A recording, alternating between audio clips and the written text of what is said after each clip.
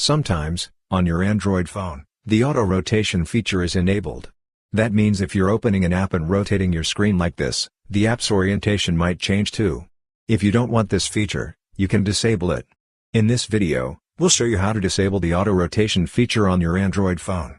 First, you can go to the notification panel. To do this, swipe down from the top of your screen. When you do, you'll see the lock orientation option. If you see this option, you'll need to enable it. But sometimes, you might see the auto rotation feature instead. If you see that feature, you'll need to disable auto rotation. If you're confused, here's what you can do: open Settings, and at the top, you'll find the Search Settings option. Tap on it and type Auto. When you search for Auto, you'll see several options.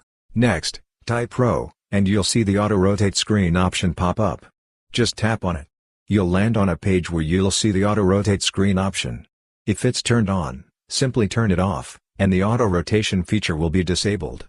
That's how you can easily disable the auto rotation feature on your Android phone. Hope this video was helpful for you.